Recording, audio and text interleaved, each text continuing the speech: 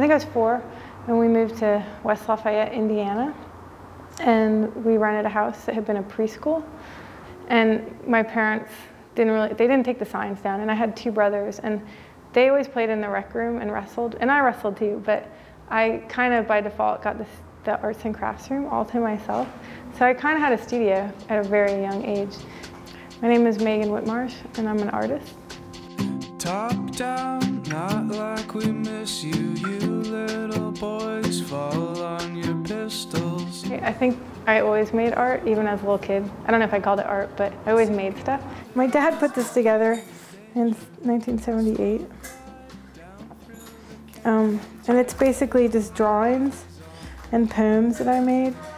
It's weird, because I look back and I can see I was really into color and like tiny detail, which is similar to my work now, like the socks and the shoes. So I was a painter initially, and I always feel like I approach embroidery as a painter and drawer rather than, I never looked at it as a choice to do crafty work. You know, I was looking for another way to kind of make gestural marks. And then when I actually sew the little things, I mean, I use single threads, and like for the Yeti, I do all the little hairs. I think the Yeti came initially from a couple of sources.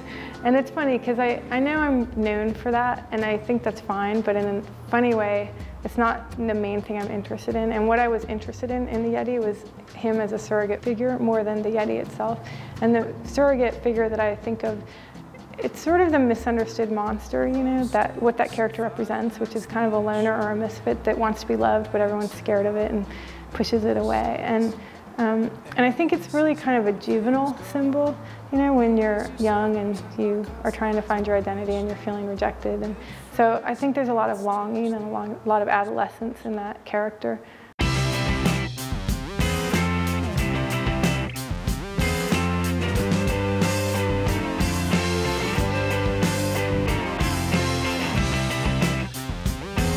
I think there's a lot more joy in my work as well, and playfulness, which directly comes out of having children and being in kind of a playful space.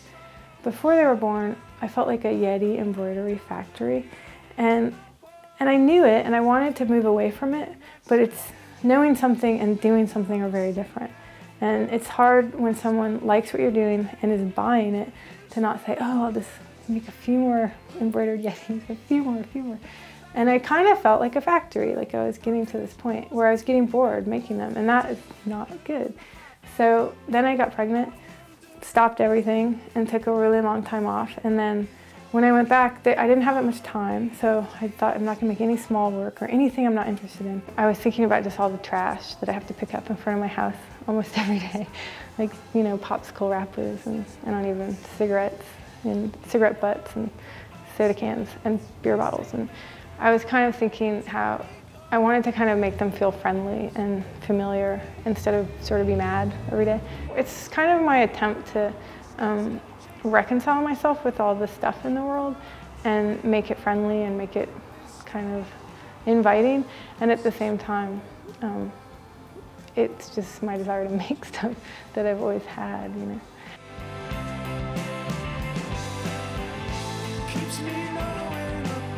I'm going to Valencia, Spain, to IVAM, which is a museum here, to do a 55 by 16-foot wall drawing for a show curated by Robert Wilson called Visions of the Frontier.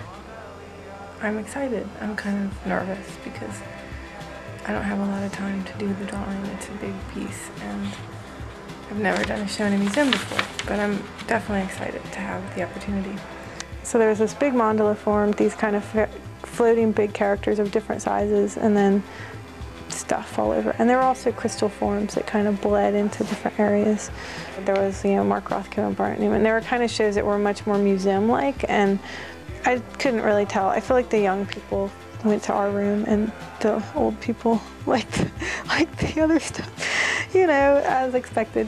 I want to be faithful to the work that I'm thinking about, and that work is time-consuming, and I do have a family, and I'm not gonna, I want to have balance in my life. So the way for me to achieve making the work I want to make and still have time and have a life with my family is to do less shows. So I'm kind of sticking to that, which feels good, you know, and I'm excited. I'm excited about the future work I'm going to make.